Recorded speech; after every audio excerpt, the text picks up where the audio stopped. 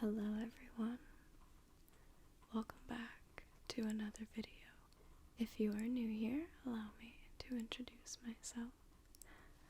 My name is Shuri, and I make ASMR pretty much all the time. Today, it's a little bit chilly here in the Midwest. Very windy autumn afternoon. And usually, on days like this, I like to snuggle up in bed and light a nice candle. The one behind me is a wood wick, specifically, so you may hear some crackling and other noises from that little candle back there, which I personally really enjoy. Hopefully you do as well. I also like to grab myself a nice book, and I like to sit and read, all cozy in bed, until I eventually drift off for an afternoon nap. So I figured today, instead of indulging in all of that by myself, I would share the experience with you. You right there. In case that's of interest to you, that sounds right up your alley, I would suggest just closing your eyes and finding a nice, comfortable place to either lay down or sit, but just make sure that you can really relax. It's going to be the most important job for you. My job is to read this book with as little error as possible. If I make a mistake or two, forgive me. I will correct myself, but I'm going to do my best to read it properly the first time. When I was in grade school, I used to hate reading out loud. It was something that I dreaded majorly because I just got so much anxiety with public speaking. So I will say I do practice reading aloud to myself just to pay homage to that version of me that was so nervous of it, and also just for practice. And I'm going to treat this the same way. We'll give it my best. Hopefully you enjoy the excerpt that I've chosen. It is the work of Crito. Hopefully I'm saying that right. Crito by Plato. This is a dialogue between Crito and Socrates. I find it really interesting. Hopefully you do too. I'm probably going to start with this soft spoken voice, and as we get closer towards the end, I will maybe bring it down to a gentle whisper. But we'll see. We'll see how far I get before I myself start to get sleepy and need to take that nap I mentioned earlier. Without further ado, let's go ahead and get started with the book. I am reading out of the 5th edition of a collection of classics rooted in moral and political theory. This book was edited by Michael L. Morgan, but the work itself was, of course, written by Plato, who's a genius, if you didn't already know. The reason that I enjoy Plato so much is because I feel like for something written so long ago, it still holds a lot of merit and relevance in the world today, which is pretty astounding if you think about it. I'm gonna resituate myself to be a little bit more comfortable. Bring the book so you can see it here. And this starts off with Socrates speaking. So like I said, it's a dialogue that goes back and forth. I will mention who is talking to who in the beginning, but you should be able to catch on pretty quickly. Why have you come at this hour, Crito? Isn't it still early? It is indeed, Crito replied. About what time? Asked Socrates.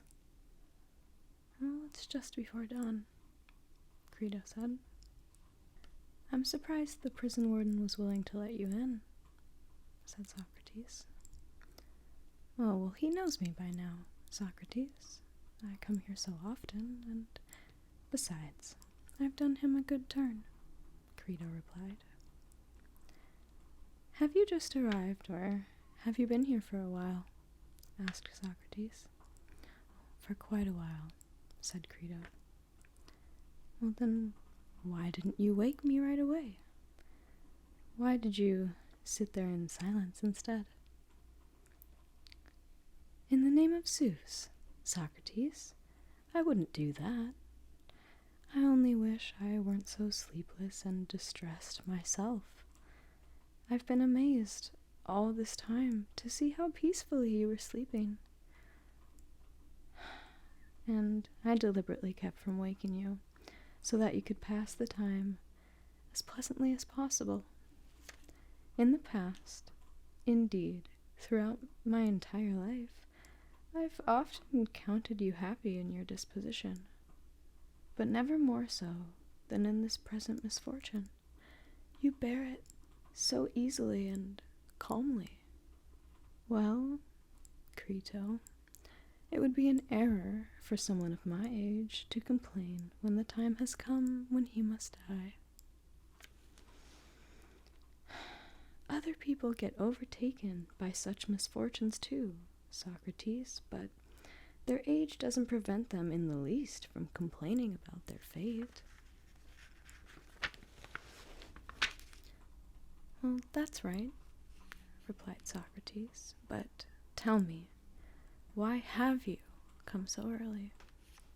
I bring bad news, Socrates. Not bad in your view, it seems to me, but bad and hard in mine, and that of all your friends, and hardest of all, I think, for me to bear, replied Crito. And what news is that? Asked Socrates. Or has the ship returned from Delos, at whose return I must die? No, it hasn't returned yet, replied Crito, but I think it will arrive today, judging from the reports of people who've come from Sunium where they left it. It's clear from these reports that it will arrive today, and so tomorrow, Socrates, you must end your life. Well, I pray that it may be for the best. Crito, if it pleases the gods, then let it be so. All the same, I don't think it will arrive today. And what evidence have you for that? Asked Crito. Well, I'll tell you. I must die on the day after the ship arrives. Well, that's what the authorities say, at least, said Crito. Well, then I don't think it will arrive today, but tomorrow. My evidence for this comes from a dream I had in the night a short while ago. So it looks as though you choose the right time not to wake me. Well, what was your dream? Asked Crito. I thought a beautiful, graceful woman came to me, robed in white. She called me and said, Socrates, you will arrive in fertile Thea on the third day.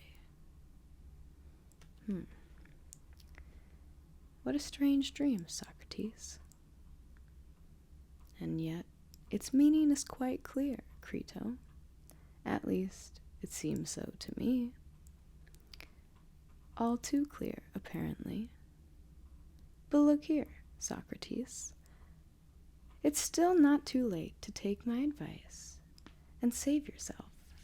You see, if you die, I won't just suffer a single misfortune.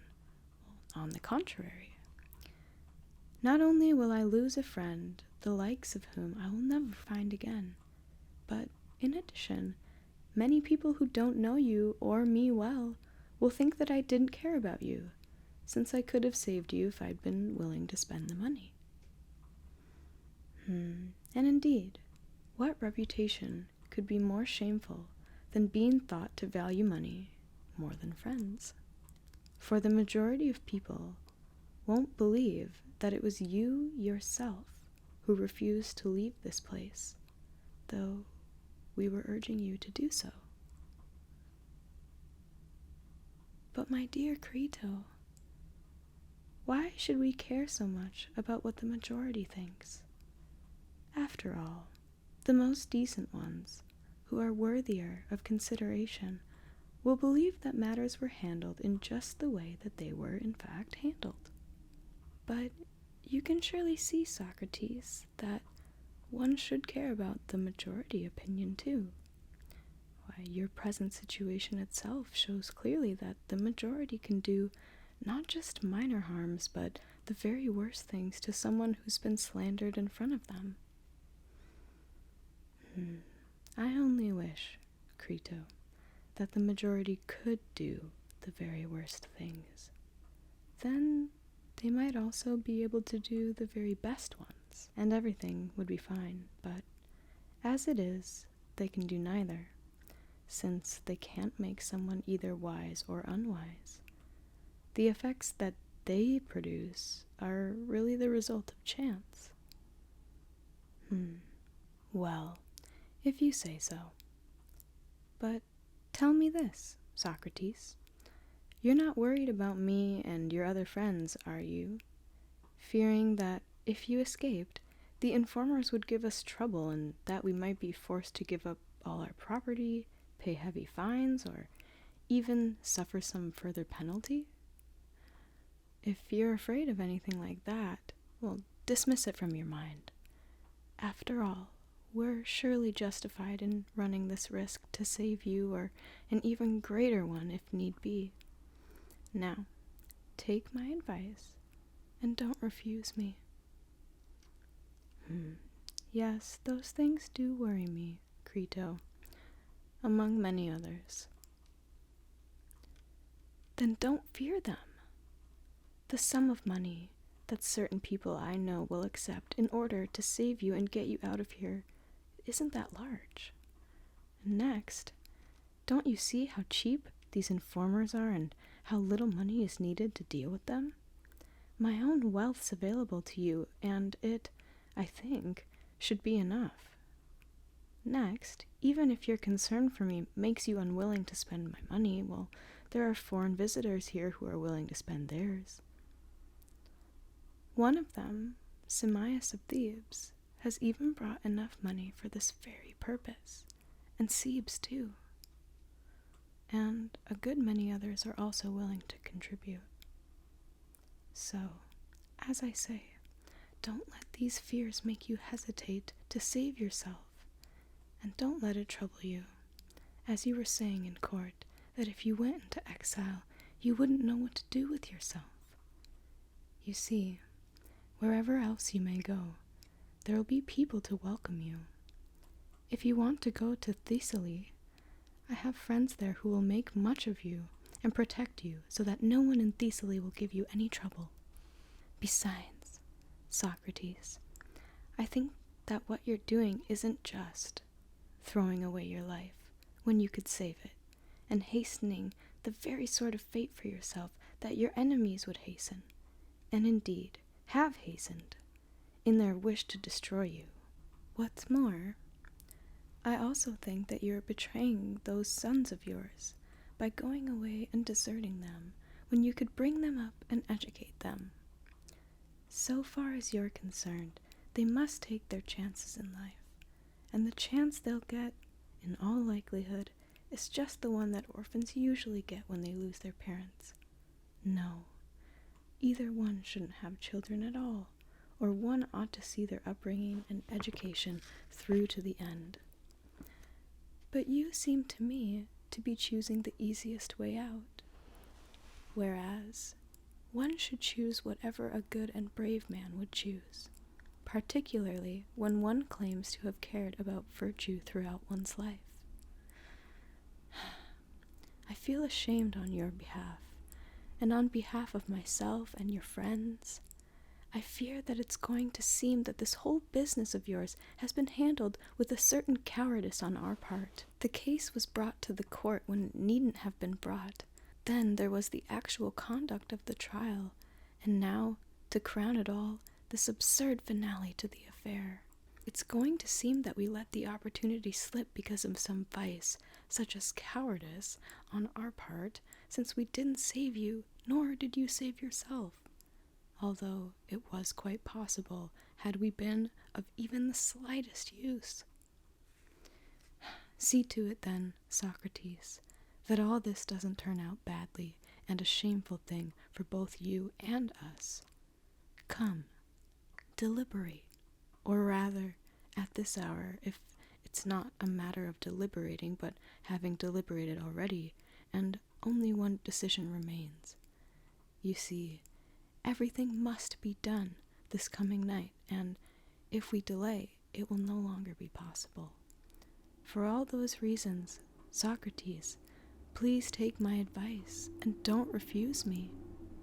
My dear Crito, your enthusiasm's most valuable, provided it's of the right sort.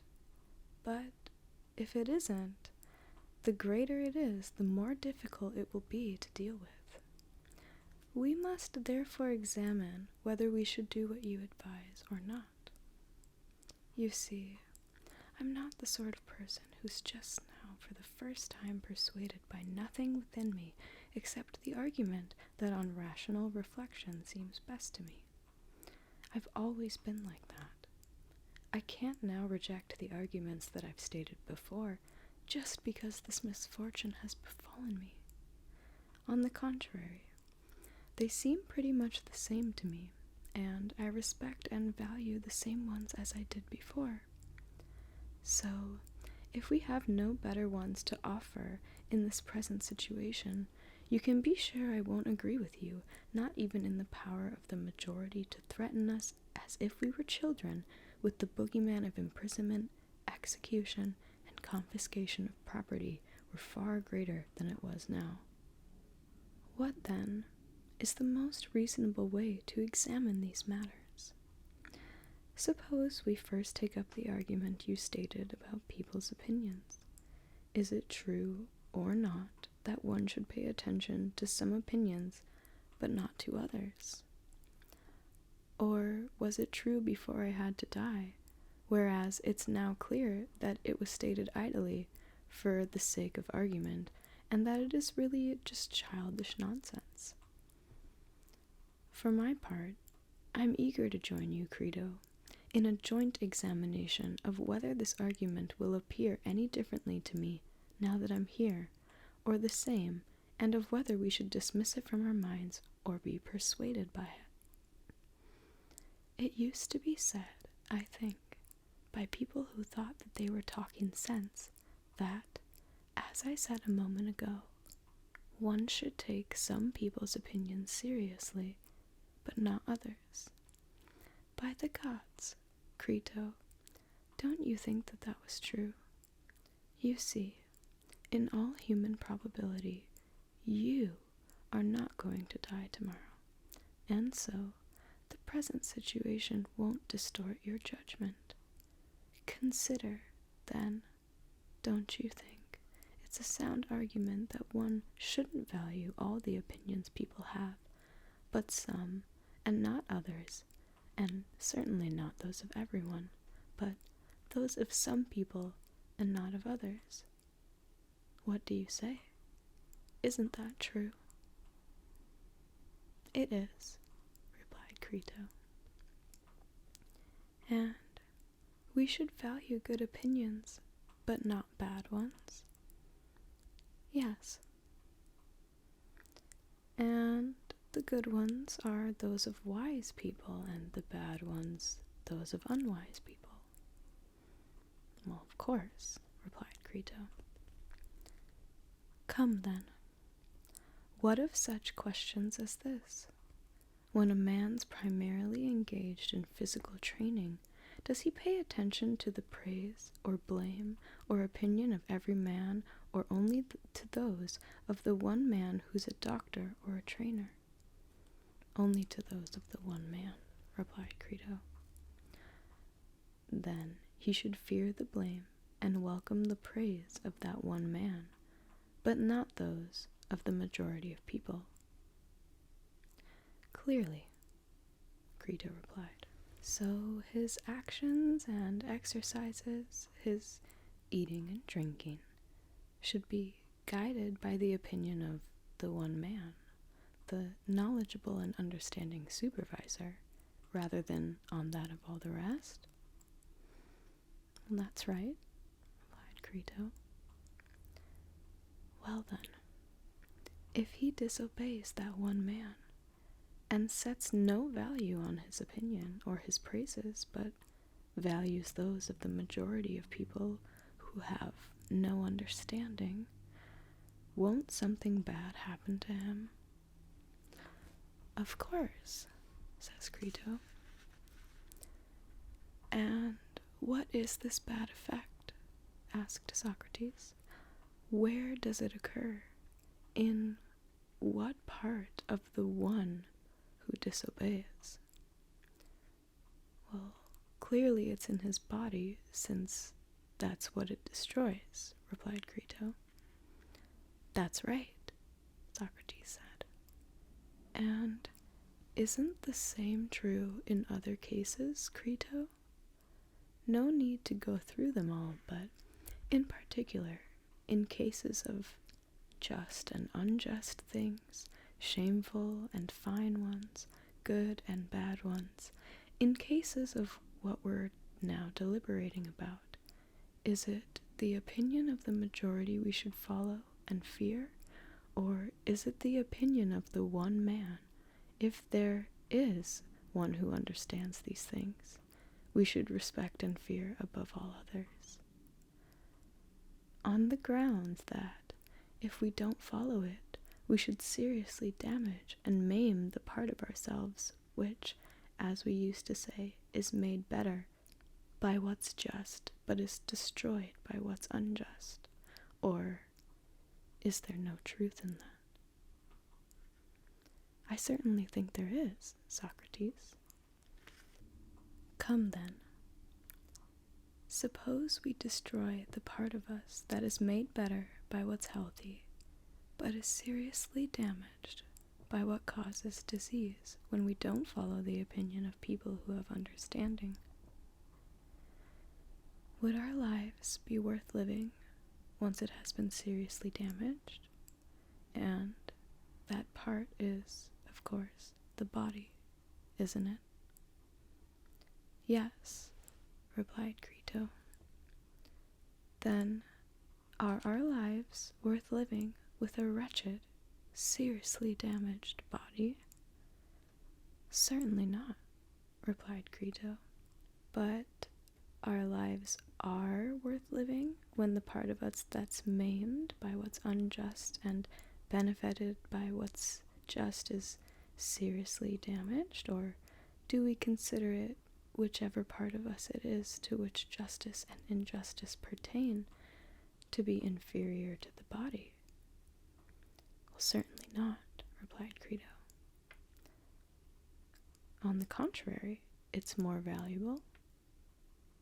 Far more, replied Crito. Then, my good friend, we should not give so much thought to what the majority of people will say about us, but think instead of what the person who understands just and unjust things will say, the one man and the truth itself.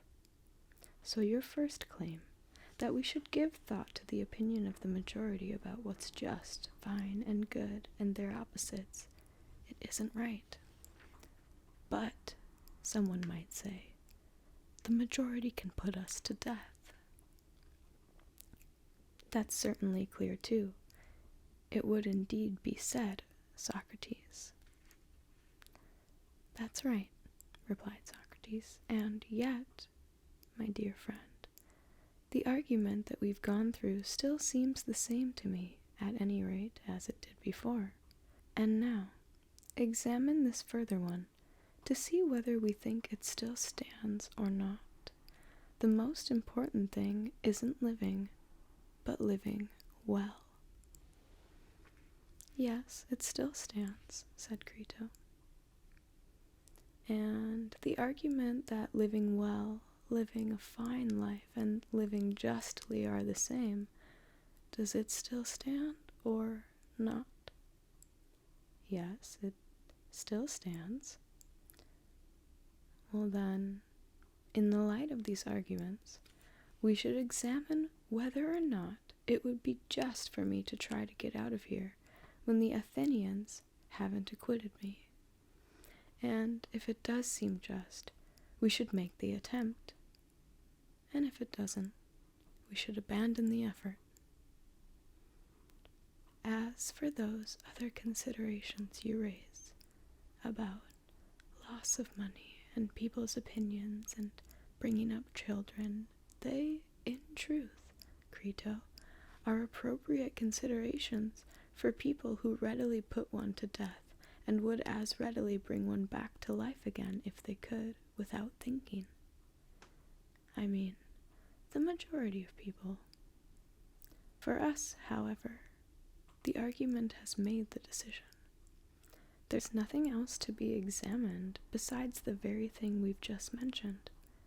Whether we, both the ones who are being rescued and also the rescuers themselves, will be acting justly if we pay money to those who would get me out of here and do them favors, or whether we will in truth be acting unjustly if we do those things.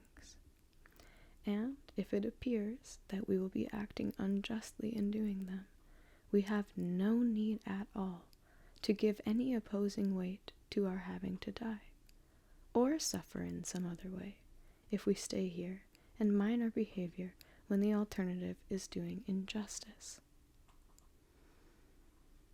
What you say seems true to me, Socrates, but I wish you'd consider what we're to do, Crito replied. Well, let's examine that question together, my dear friend, and if you can oppose anything I say, oppose it, and I'll be persuaded by you. But if you can't, be a good fellow and stop telling me the same thing over and over, that I should leave here against the will of the Athenians. You see, I think it is very important that I act in this matter, having persuaded you, rather than against your will. Consider, then, the starting point of our inquiry, to see if you find it adequately formulated, and try to answer my questions as you really think best. I'll certainly try, replied Crito. Do we say that one should never do injustice intentionally? Or may injustice be done in some circumstances, but not in others? Is doing injustice never good or fine, as we have often agreed in the past? Or have all these former agreements been discarded during these last few days? Can you and I, at our age, Crito, have spent so long in serious discussion with one another without realizing that we ourselves are no better than a pair of children?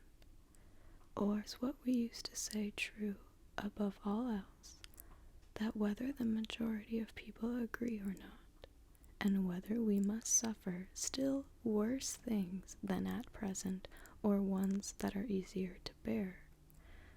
It's true, all the same, that doing injustice in any circumstances is bad and shameful for the one who does it. Is that what we say or not? It's what we say, replied Crito. So, one should never do injustice. Certainly not, replied Crito. So, one shouldn't do injustice in return for injustice, as the majority of people think, seeing that one should never do injustice. Apparently not. Well then, should one do wrong or not? Certainly not, Socrates. Well, what about when someone does wrong in return for having suffered wrongdoing? Is this just as the majority of people think, or not just? It's not just at all, Crito replied. No, for there's no difference, I take it, between doing wrong and doing injustice, asked Socrates. That's right, replied Crito. So, one must neither do injustice in return nor wrong any man, no matter what one has suffered at his hands. And, Crito, in agreeing to this, watch out that you're not agreeing to anything contrary to what you believe. You see, I know that only a few people who believe or will believe it, and between those who believe it and those who don't, there's no common basis for deliberation, but each necessarily regards the other with contempt when they see their deliberations. You too, then, should consider very carefully whether you share that belief with me, and whether the following is the starting point of our deliberations: that it's never right to do injustice, or to do injustice in return, or to retaliate with bad treatment when one has been treated badly. Or do you disagree and not share this starting belief? You see, I've believed this for a long time myself, and I still believe it now.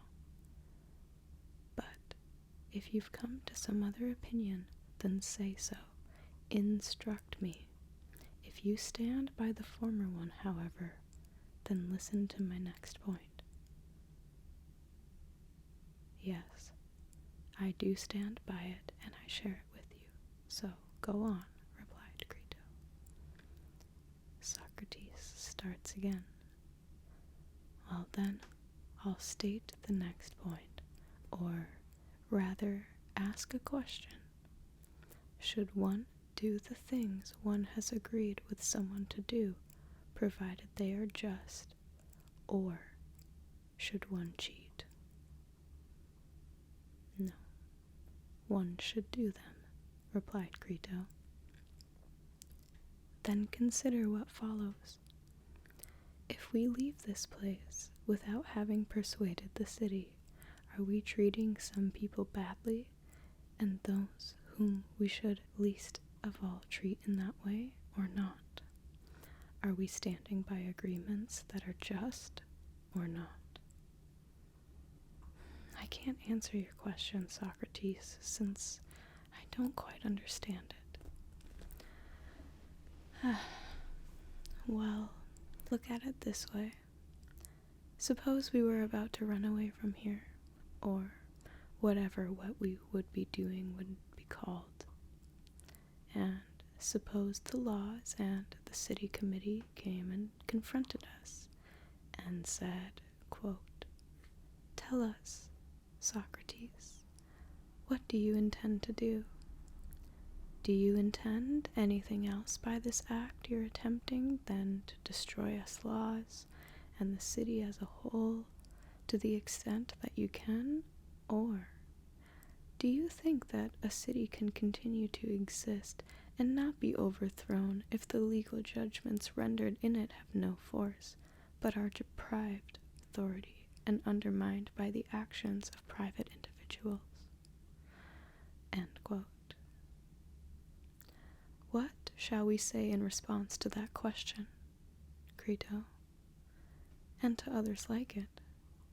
For there's a lot that one might say, particularly if one were an orator on behalf of this law we're destroying, the one requiring that legal judgments once rendered have authority. Or shall we say to them, yes, that's what we intend, for this city treated us unjustly and didn't judge our lawsuit correctly? Is that what we're to say? Or what? Yes, by Zeus, that's what we're to say, Socrates. Then what if the laws replied, was that also part of the agreement between you and us, Socrates, or did you agree to stand by whatever judgments the city rendered?